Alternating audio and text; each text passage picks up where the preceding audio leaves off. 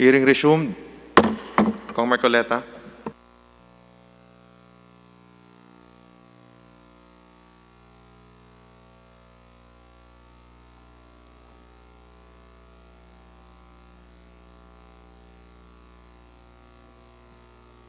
Hearing suspended for a few minutes.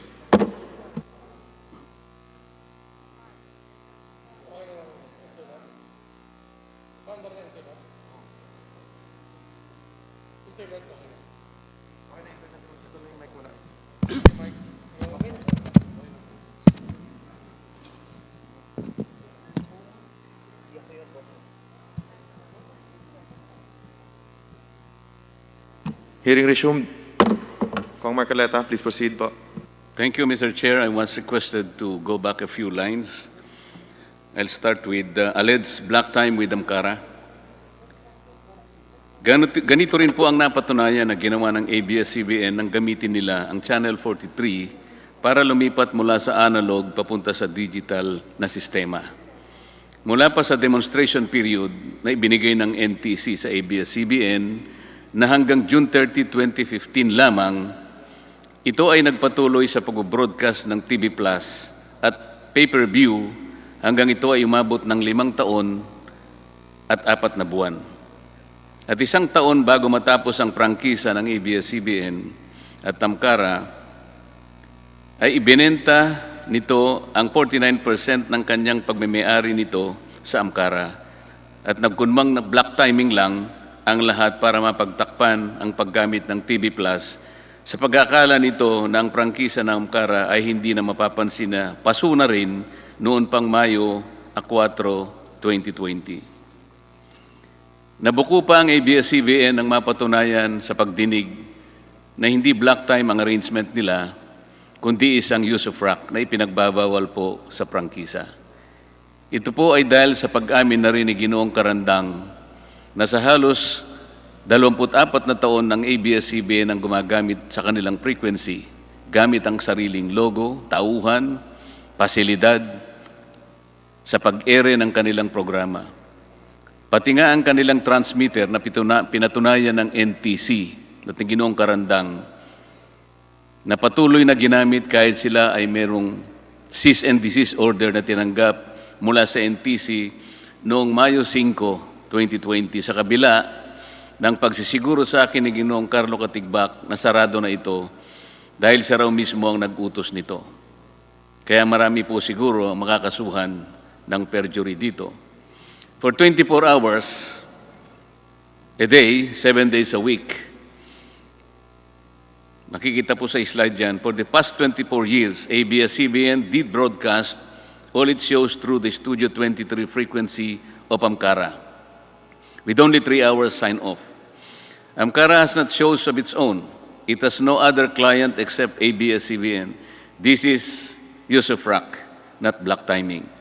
And ABS-CBN and Amcara have to face the legal consequences for this deliberate misrepresentation.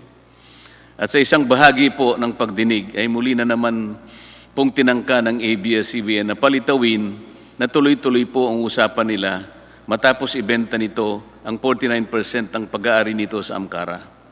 Nang tanungin ko po ang Amcara kung paano nila ito gagawin samantalang meron ng petisyon sa NTC na pagtibayin ang deed of assignment ng Amcara at Asian Multimedia and Production Company na kanilang pinagkasunduan pa noong pa pong Marso 12, 2019. Ay wala na pong naisagot si Ginoong Carandang at inamin na po niya lahat ng napatunayan sa bahaging ito ng ating pagdinig. Ang Asian Multimedia ay pag-aari ni Ginoong Federico Garcia, isang retiradong opisyal ng ABS-CBN. This surreptitious use of Amcara as an artifice demonstrates a familiar pattern, Mr. Chair. Ibinabato-bato na lang ang pagtitiwala ng sambayan ng Pilipino. ABS-CBN is more of serving itself, its benefit, and all the perks that go with it. ABS-CBN has doubtful title to the properties. Hindi lang po ang Filipino citizenship ni Ginoong Gabby Lopez ang kaduda-duda. Maging ang mga titulo ng ABS-CBN sa mga pag-aaring biglang naibalik sa kanila pagkatapos ng EDSA Revolution ay kaduda-duda rin. mula sa salaysay ni Ginoong Augusto Almeida Lopez ay ibinilin pala ni dating Pangulong Cory Aquino na idaan sa arbitration ang pagdidetermine ng pagmemay-ari ng ABS-CBN sa mga pasilidad nila sa Quezon City at mga probinsya. Ito po ang layunin ng unang agreement to arbitrate na may petsang January 6, 1987. Dito ay ipakikita ng ABS-CBN ang lahat ng kanilang torrents titles at iba pang katibayan ng kanilang ownership. Pero hanggang ngayon po ay walang maipakitang record ng arbitron na nakukol sa pagmemay-ari ng ABS-CBN. Even the title to their property in Mother Ignacia Avenue in Quezon City, from which all its power literally and figuratively emanates, appears to be spurious. Pakita po natin yung mga titulo. Yung una pong titulo ay ito po yung binigay sa atin, Mr. Chair, na Xerox copy. Sa bandang ibaba po niyan, makikita po ninyo ang titulo ng pinagkunan ng kanilang sariling titulo. Yung nasa kanan naman, yan po yung nasa pag-iingat ng Register of Deeds. Makikita po sa dalawang titulo na yan, parehong-pareho, na yan po ay Owner's Duplicate Certificate.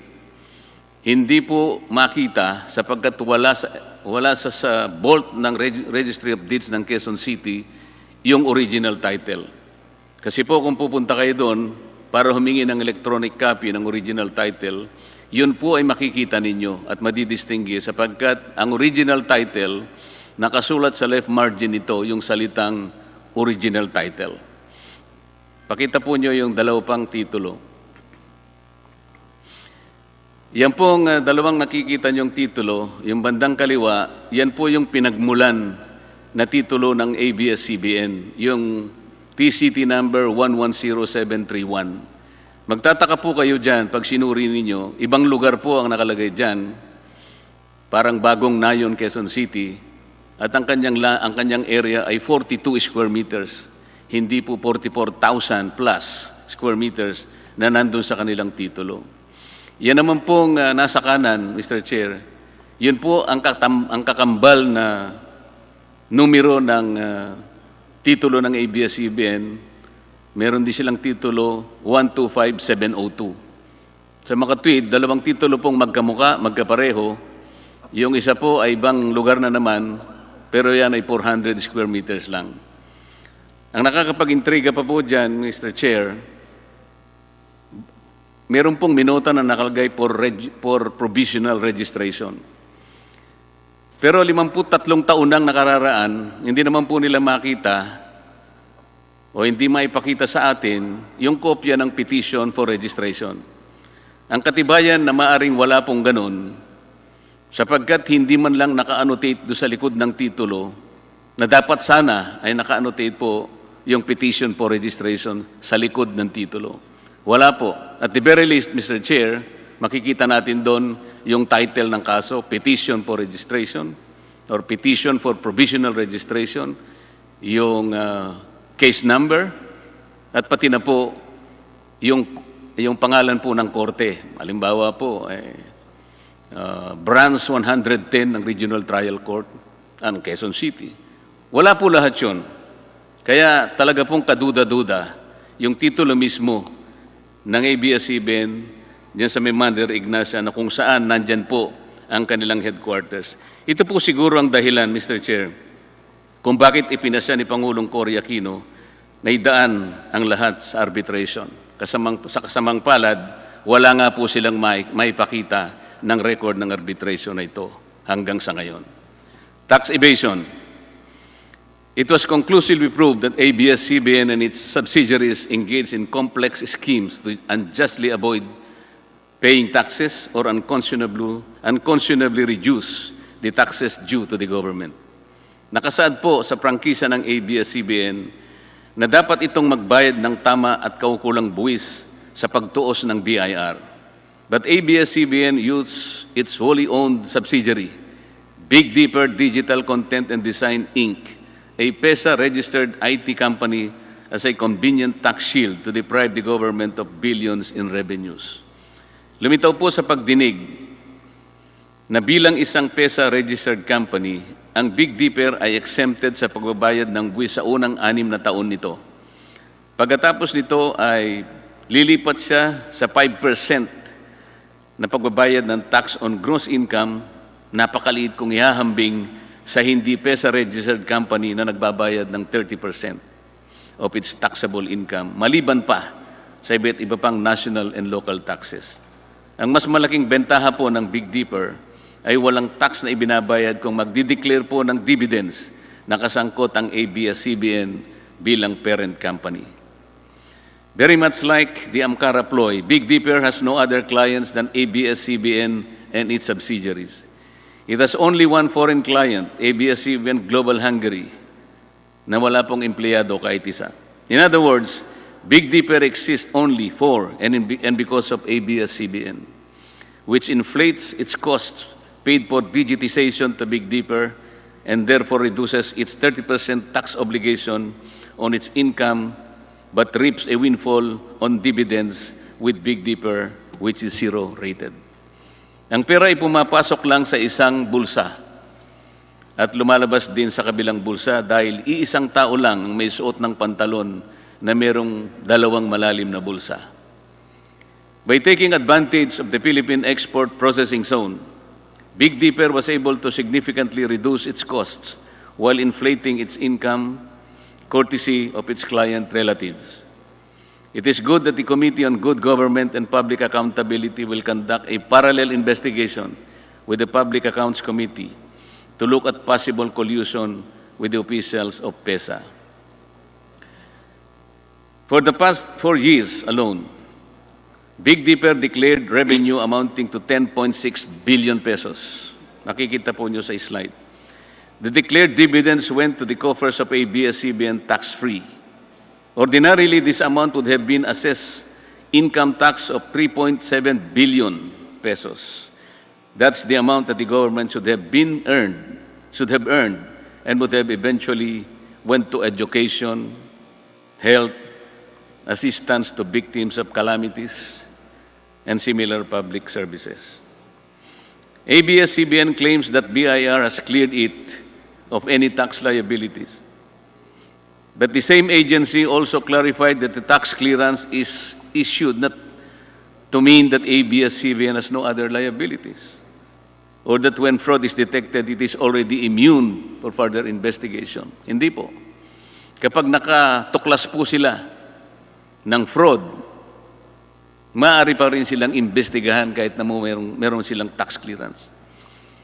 The BIR Regional Director, in fact, signified his intention to look into the operations of Big Dipper in the light of the revealing pieces of evidence that were elicited during the hearings. Bakit nga po ang GMA7 na hindi naman kasing laki o yaman kaya ng ABS-CBN ay nakapagbabayad ng lampas sa 1 bilyong piso kada taon? Samantalang ang ABS-CBN matapos makilatis ng mga dokumentong kanilang isinumite ay nakapagbayad lamang ng halos kalahating bilyon lamang sa loob ng 3 taon. Nasa slide po yan. 2016, 2017, and 2018.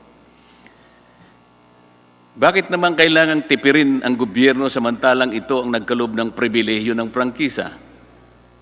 Sa isa nga pong kaso na nabanggit sa pagdinig, ay 2.5 billion pesos ang dapat nilang bayaran mula sa pagtaya ng BIR. Napatunayan po na matapos ang compromise settlement, ang ABS-CBN po ay nagbayad lamang ng 152 million, katumbas po ng higit sa 3% na kanilang dapat bayaran. Maraming beses ko pong ginamit na halimbawa ang isang manliligaw sa usaping ito. Dahil sa kanyang paghahangad na makuha ang kamay o pagsang-ayon ng kanyang sinusuyo, pati nga buwan at mga tala ay kanyang susungkitin. Isang pribilehyo kasi na makamit mo ang kanyang pagsang-ayon. Ang prangkisa ay isa ring pribilehyo, Mr. Chair. Pagkatapos na kayo ay sagutin ng Estado at gawaran ng ABS-CBN ng prangkisa noong 1995, bakit naman ganito ang pagtrato nila sa gobyerno? Halos ayaw na nilang magbayad ng buwis. Ito ba ang in the service of the Filipino o in this service of the Filipino? Unfair labor practice. The proceedings eloquently bared it all. ABS-CBN violated the rights of its own workers. It has denied them their just share in production as required by the Constitution. It committed unfair labor practices that consistently denied its employees security of tenure and benefits that come with regular employment. Ang turing pa naman nila sa kapamilya nila ang mga ito. Ito po ba ang pinatunayan? Ito po ang pinatunayan sa pagdinig ng mga taong naghayag ng hinanakit na naglingkod sa kanila ng tapat sa mahabang panahon. Napatunayan din natin na sadyang nililito ng ABS-CBN ang publiko nang sabihin nito na lampas sa 11,000 ang mga empleyado nito nang masusing tingnan ang mga papeles galing sa mga ahensya ng ating pamahalaan tulad ng BIR, PhilHealth, SSS, Home Development Fund at Employment Compensation Commission. Ang regular na manggagawa ng ABS-CBN ay halos ikatlong bahagi lamang. At ang karamihan ay tinrato na independent contractors, talents, project workers, at contractuals, kahit pang regular na empleyo ang kanilang normal na gawain. Ipinagmalaki ng ABS-CBN ang halos 14 na benepisyo na tinatanggap ng kanilang talents, project workers, or contractuals. Pero ang pinakamabuti, ang pinakamahalagang benepisyo, ang pagiging regular, ay tahasan naman nilang ipinagkait sa kanila. It was established that ABS-CBN, and contrary to the endeared kapamilya treatment to its workers, showed a pattern of systemic denial from its deserving workers the benefit of regularization. Time and again, the Supreme Court ruled in favor of the aggrieved workers who were deemed employees given the basic test that what they do is within the network's control, as it is desirable and necessary to the business of ABS-CBN. How can ABS-CBN reconcile the fact that people serve it for 10, 15, and even 20 years and still claim that they are not performing work necessary and desirable to its business? Paano po sila mamamalagi ng ganong katagal kung hindi naman kailangan ng kanilang paglilingkod? Isn't it that their length of service alone speak much of their loyalty, their competence, and their adherence to the kapamilya sense of belonging? Ibinabato-bato na lang ba ninyo kung saan-saan ang kapakanan ng inyong mga kawani? Gaya po ng sinabi ko na, ABS-CBN should have led the example that charity begins at home. Total, bilyon-bilyon naman ang kinikita ninyo taon-taon at bilyon-bilyon din naman ang natitipid sa pagbabayad ng buwis. Hindi pa ba ninyo kayang totohanin na maging kapamilya ninyo ang mga manggagawang ito, alang-alang man lang sa katuwiran na nakasama ninyo sila at napakinabangan sa mahabang panahon? Ngayon, ginagamit na naman sila ng ABS-CBN sa dahilan para bigyan sila ng bagong prangkisa. Hindi lamang po sila. Pati ang mga kababayan nating pinasasaya nila. Kanina lang po ay nakita natin muli ang kanilang isa-isang paghibik na kung isasara ang ABS-CBN, mawawa na sila ng tagatangkilik, tagatulong, tagapagbigay ng pag-asa, tagapagbigay ng kapanalig nila sa bawat yugto ng kanilang buhay. Nakita po natin lahat yun. Pero ang palagi nating sinasabi, magagawa naman po yan ng ABS-CBN sapagkat yan ang pinakamalaki na broadcasting industry sa ating bansa. Magagawa naman niya yan sapagkat yan ang tungkulin niya talaga kung bakit siya kumuha ng prangkisa. Pero mas lalo niyang magagawa, Mr. Chair, na sumunod sila sa batas habang ginagawa nila ang kanilang tungkulin. Sinabi ba nila sa kanilang mga taong binibigyan ng entertainment na dapat huwag silang singilin sapagkat ang prangkisang ibinigay natin sa kanila 25 years ago ay libre? Ang tawag nga natin free-to-air frequency. Ang ibig sabihin, hindi po kayo pwedeng magbenta ng black box pagkatapos pasisingil nyo sa kanila. Sisingilin nyo sa kanila. Hindi kayo pwedeng magbigay ng maraming channels para exclusive, para ilak ninyo, para maging encrypted. Sapagkat kapag bumili sila ng pangkaraniwang digital receiver o black box, hindi nila mapapanood yun. Kailangan magbayad ang tao. Ganun po ba yung pinaliwanag nila nung i-launch nila ang TV Plus? Hindi po. May panlin lang.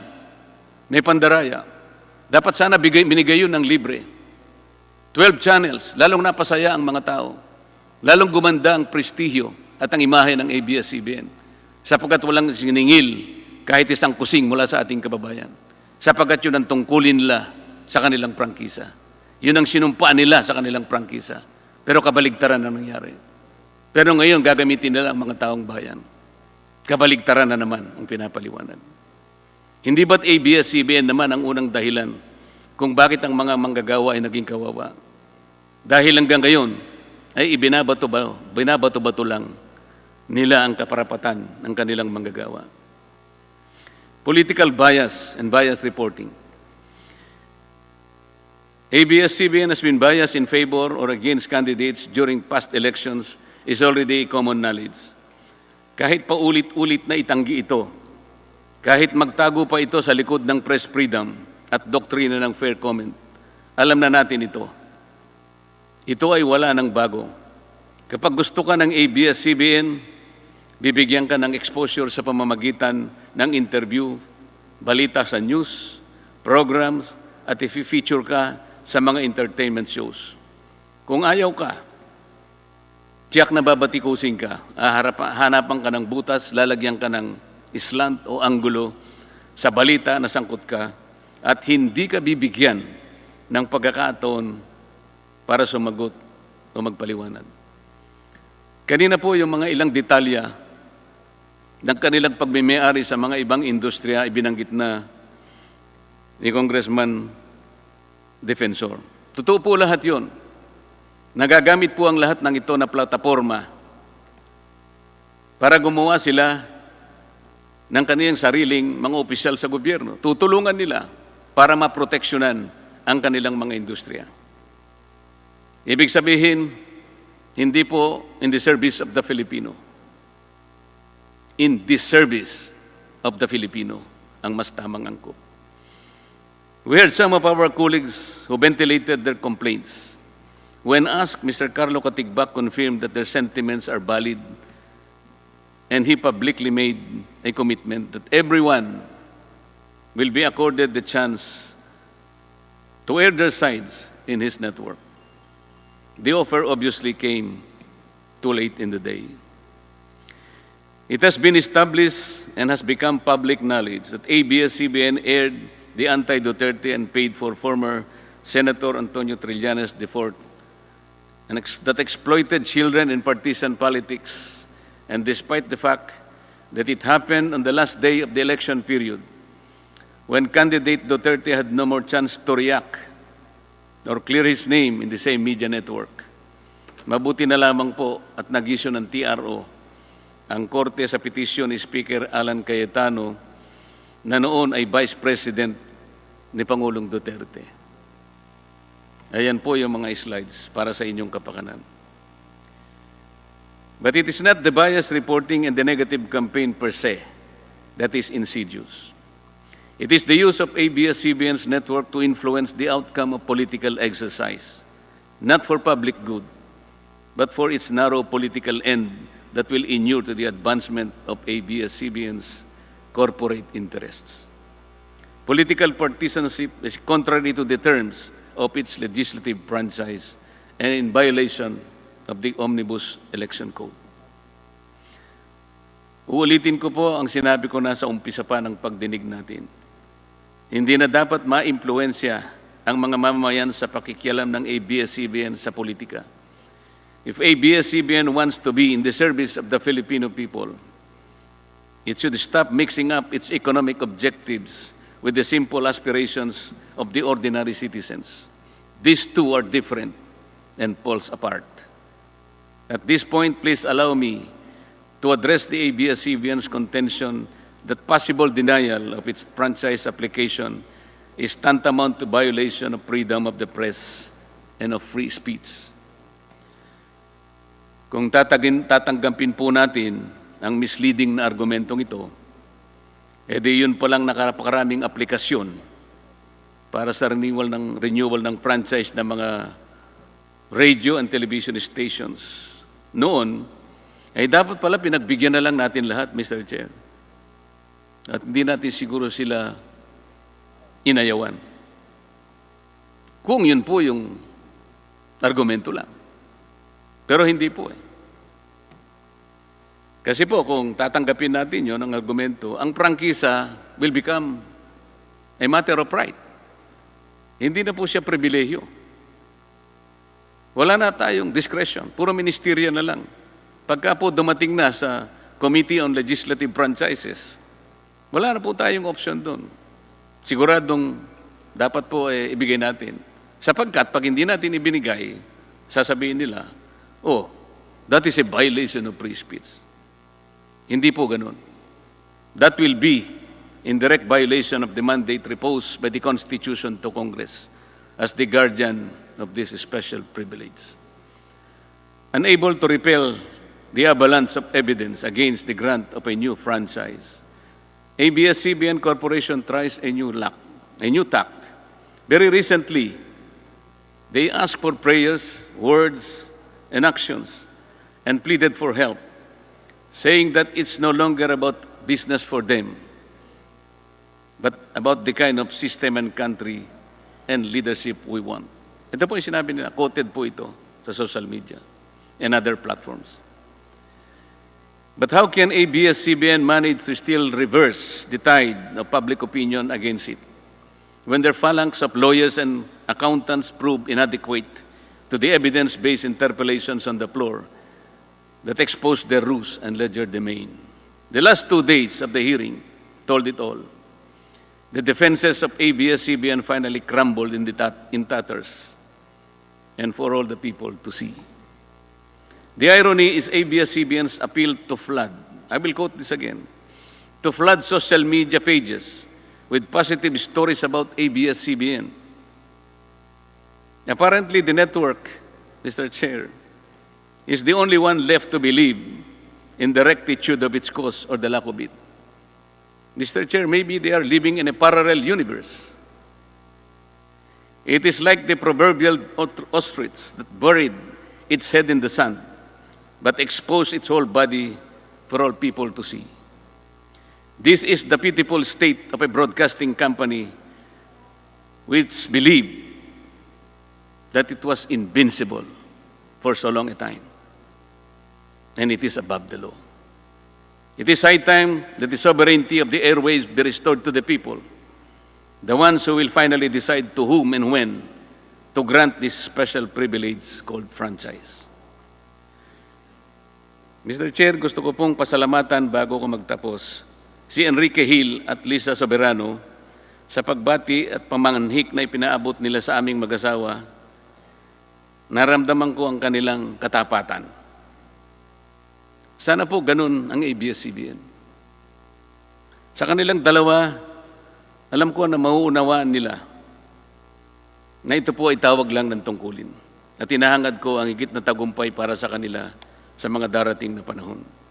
Let me end with a popular movie clip from an on-screen and off-screen hero that had captured the hearts of millions of Filipinos to sum up the comprehensive, impartial, and open proceedings implored by the Speaker of the House, Alan Peter Cayetano, in regard to the franchise application of ABS-CBN.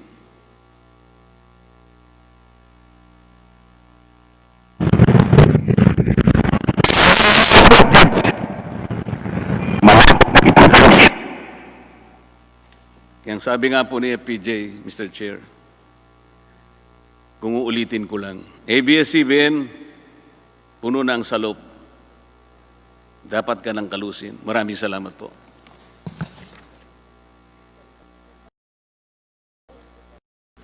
Maraming salamat, Marco. At ngayon po ay napakinggan na po natin ng magkaparehas na panig. Inaanyayahan po lahat ng mga miyembro, katulad ko po, na miyembro ng legislative franchise na rebisahin na po ang mga bagay na binigyan po ng pagbubuod ni Deputy Speaker Dante Marcoleta at ni Congressman Zarate upang mas maayos po nating pag-aralan at mapag-aralan ang pagboto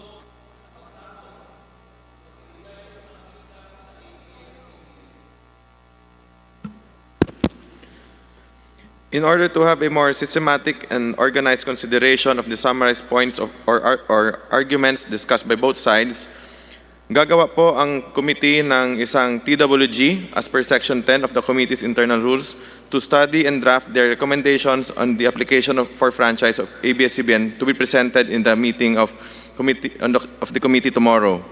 So ang kasama po dito sa technical working group ay si Congressman XJ Romualdo, Deputy Speaker Pablo John Garcia at Congresswoman Stella Luz Kimbo.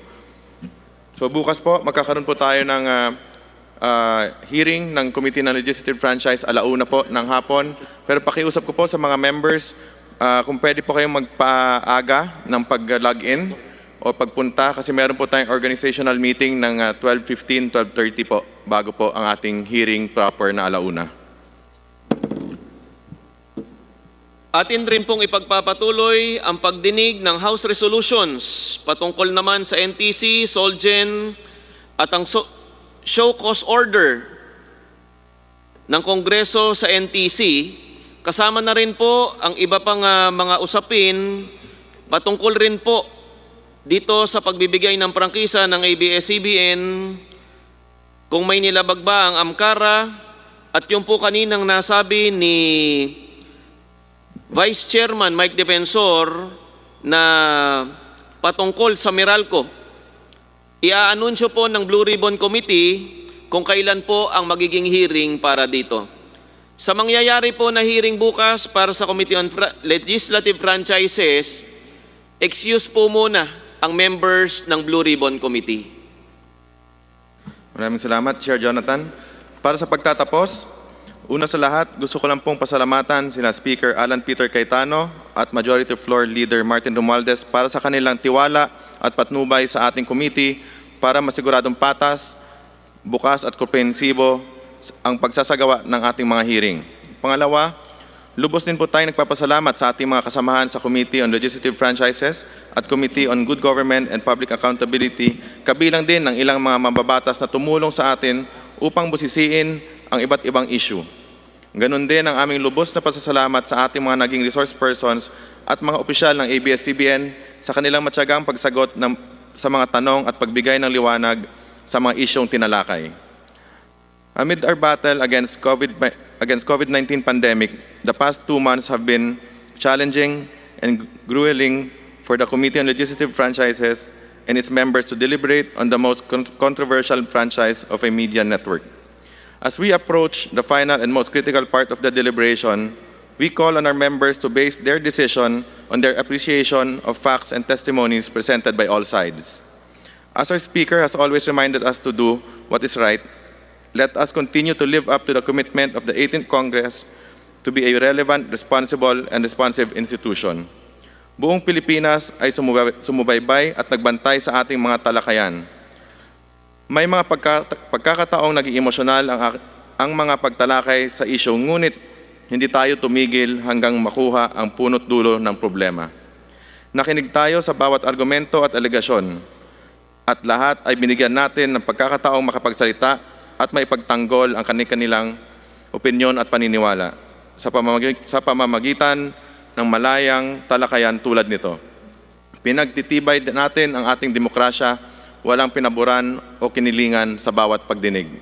This is a historic opportunity for the 18th Congress to make a difference and prove our independence and integrity as an institution. We have all risen to this challenge and proven to everyone that we are capable of conducting exhaustive proceedings despite the current limitations and enormous expectations from the public. As we ask that our members be continuously guided by the principles of fairness, justice, honesty, and respect as we cast our final vote on the issue. We shall all vote according to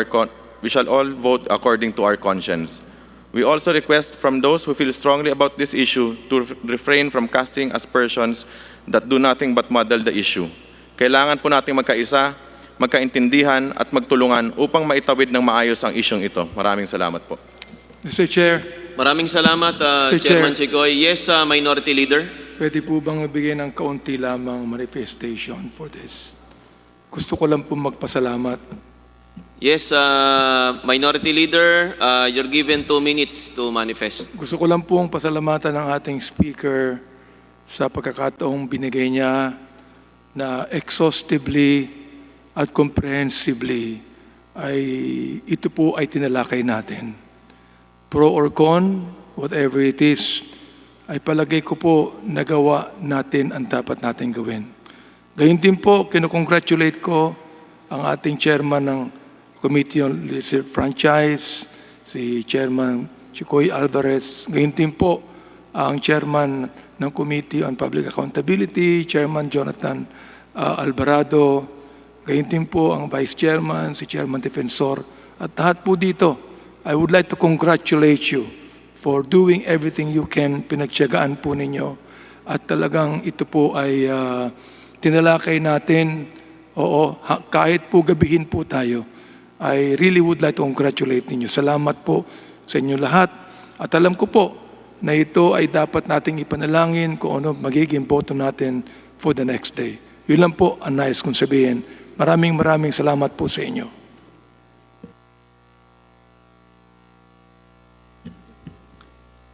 Maraming salamat po, Minority Leader Bishop Benny Abante. Sa lahat po ng ating mga kasama na miyembro ng Blue Ribbon Committee, ang chairman pong ito ay nagpapasalamat sa inyo, lalong-lalo na po sa aking masisipag. Wala ka pong masabi sa aking mga vice chairman, napakasisipag.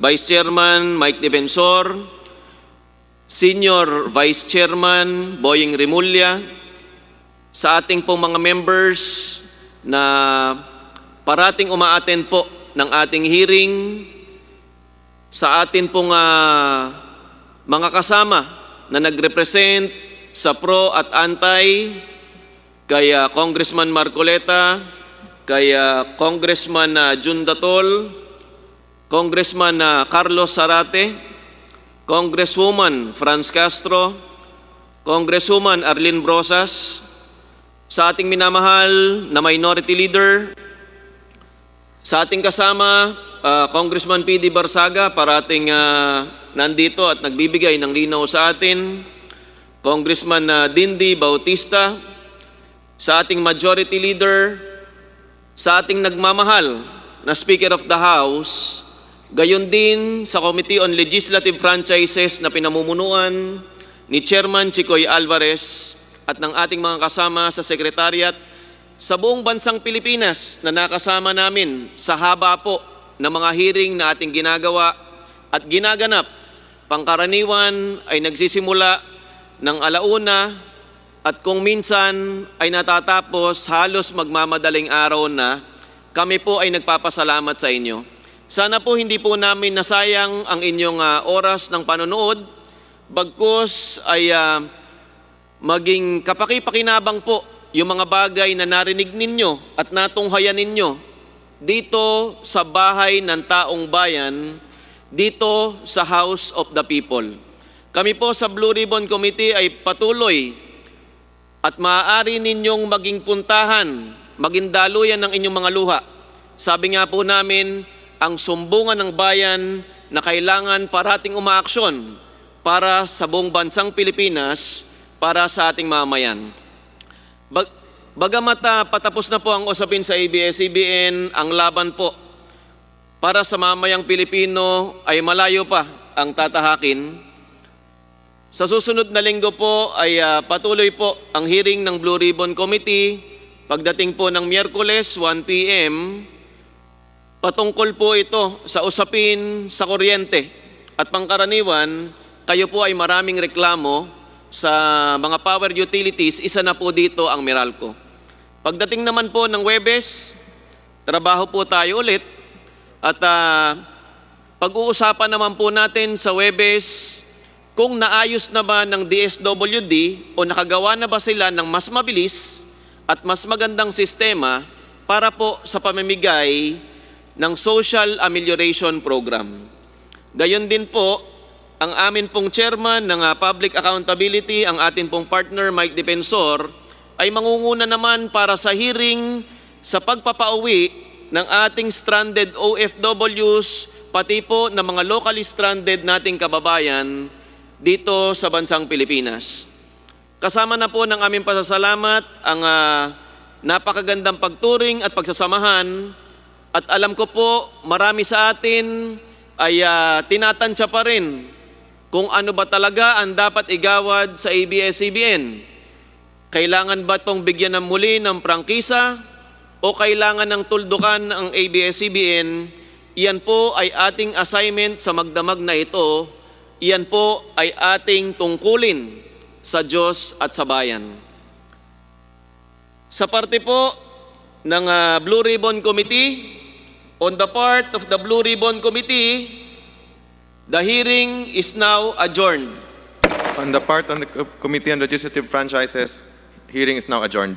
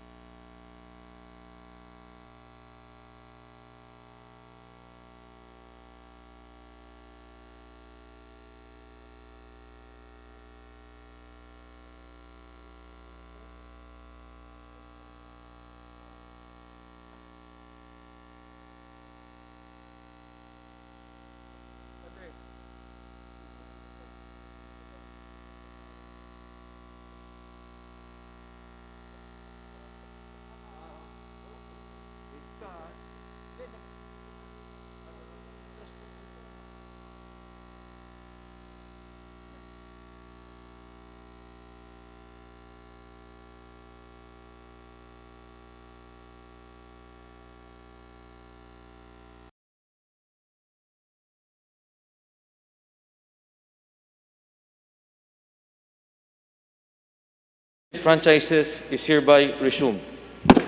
Let us all please stand for a prayer for our frontliners.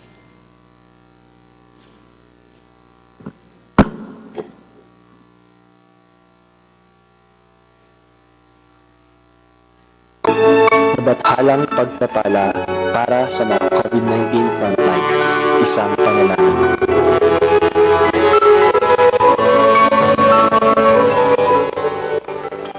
Panginoong Diyos, sa gitna ng kasalukuyang pakikipagdigma namin laban sa COVID-19 pandemic, ay dumudulog kami sa iyo para sa iyong kabathalang pagpapala sa mga bayaning nangunguna sa amin sa labang ito. Ang mga doktor, nurse, at iba pang medical professionals, ang mga siyentipiko at iba pang